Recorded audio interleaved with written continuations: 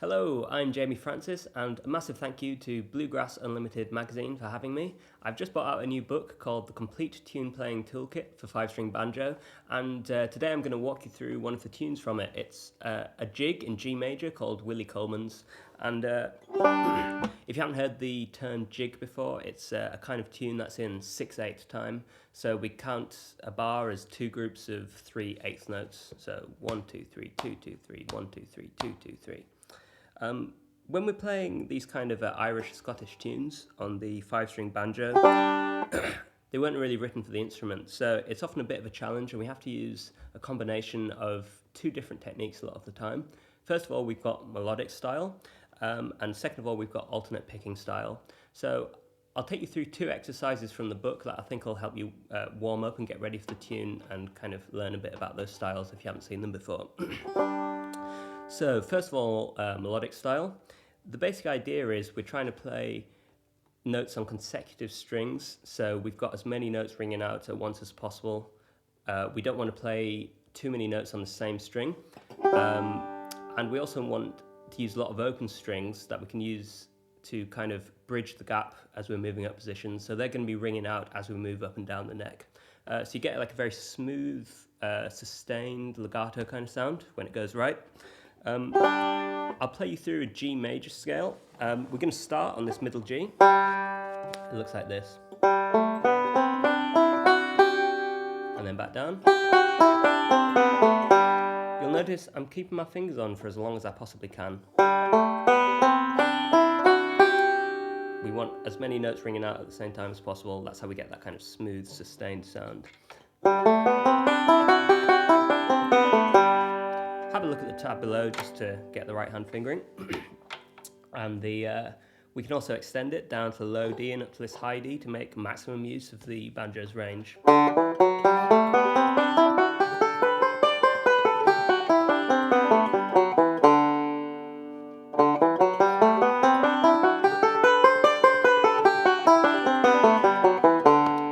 Again, you'll notice when I'm moving up and down the neck, I've got open strings ringing out, so it still sounds nice and smooth. I've still got notes ringing out.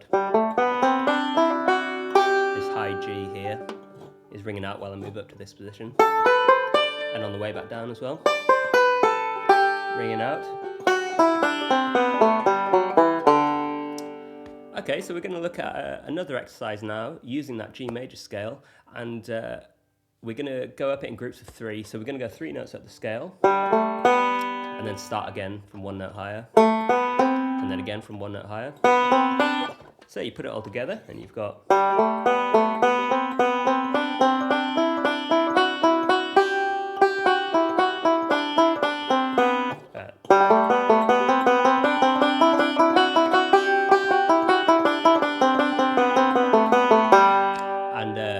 Again, you can go down from the low D.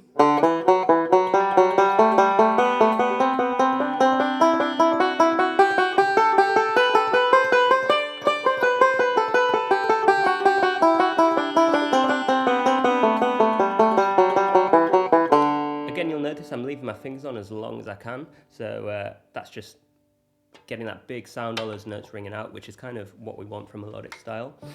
If I take my fingers off too quick, I get this sound. Kind of jerky sound.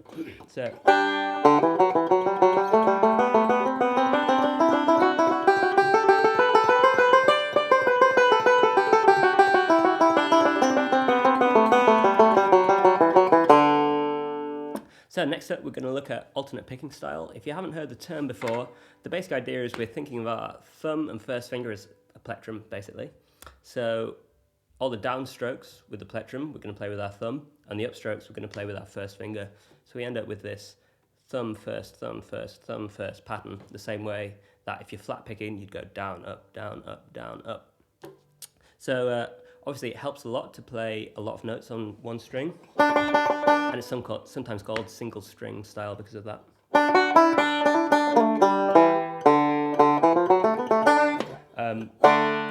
But where it gets tricky is string crossing, so keeping this thumb first pattern going but crossing over strings with it, and you'll notice in Willy Coleman's there's a lot of that. So I thought this would be a good exercise to kind of get used to that feeling, keeping that thumb first pattern going whilst also crossing strings. So first up, we've got what kind of basically looks like a backwards roll. In the bluegrass world, we'd kind of play that with our middle finger at the top, then first, and then thumb. Nice and easy, but we're going to make it harder. We're going to use our thumb first thumb. So it's going to look like this. And then on the low strings as well. So you'll notice all the string crosses I'm getting in there.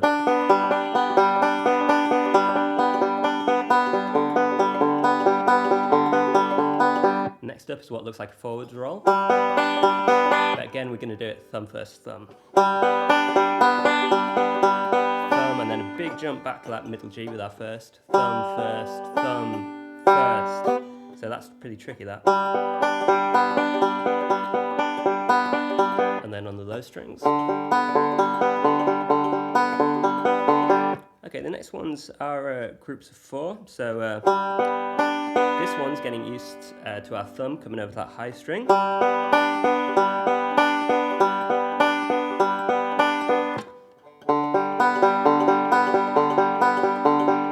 And then this one is getting used to our first finger crossing back to that G. Sorry, starting on this B string. Like that. So you notice my first finger's crossing back there.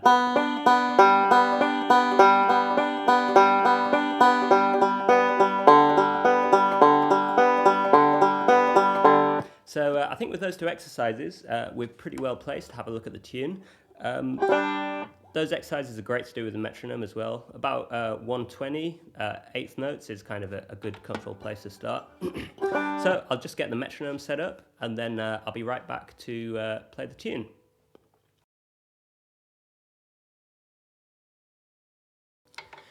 So first of all, I'll play it through for you nice and slow. The metronome's set to 100 BPM here, and then I'll talk you through some of the tricky bits in the tune, and then we'll have a go at full speed with the backing track.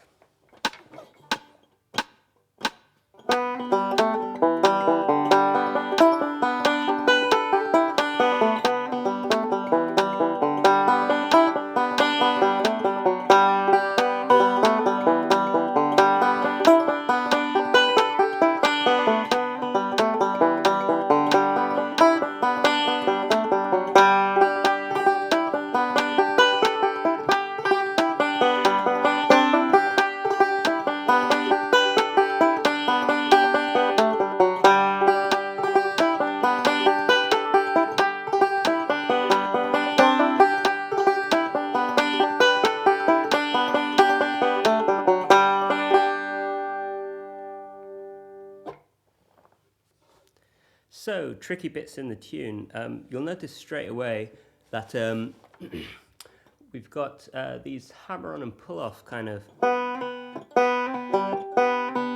which are quite unlike the kind of hammer-ons and pull-offs we do in bluegrass. What we're trying to do is stretch out that first note as long as we can, and then do the hammer-on and the pull-off nice and quick.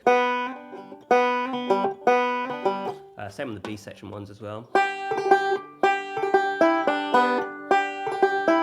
Okay, we don't want this, where they're all the same length.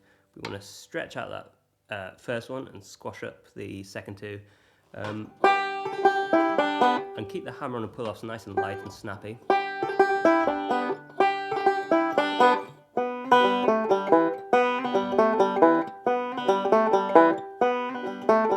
I'm stretching out that first note, and then the hammer on and pull-off really quick. So those are worth just separating out and practicing in isolation if you are finding them tricky. Other things to watch out for, we've got a lot of string crossing, so have a look at the tab for what picking hand fingering I'm doing. You'll notice even right at the start we've got a lot going on. Cross here, my first finger comes to that low D, and then my thumb coming back to that G, and then first finger back to the low D on the 2nd fret. So lots of string crossing, even just that first little phrase.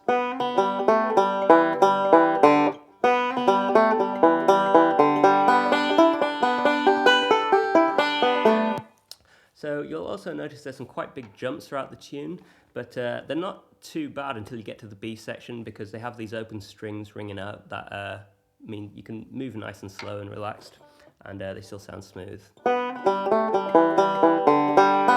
I'm going up to the 9th fret, but I've got all those open strings to move up.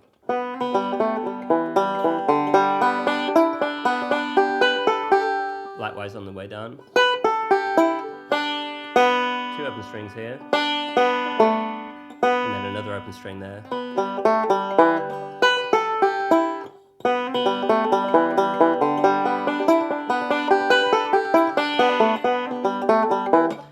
So the time when that doesn't happen is in the B section. This jump here. So the trick to getting that to sound smooth is you've got an open high G string right before this 9th fret on the middle G. There. And then you've got this 9th fret. And then you've got the jump. So give that high G plenty of welly so it's still ringing out while you do that jump, and it will help it sound smooth.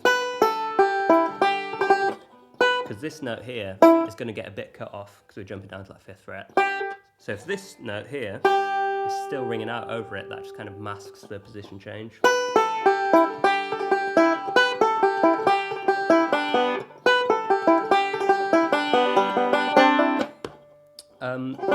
Alright, so I'll play it through at full speed with the backing track now so you can hear how it sounds with the chord sequence. And I'll also include the backing track after so you can have a play along with it as well.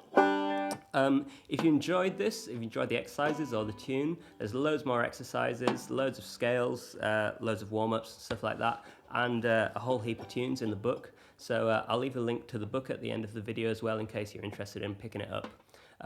Thanks for listening, and I hope some of this came in useful, and I'll see you next time. Cheers.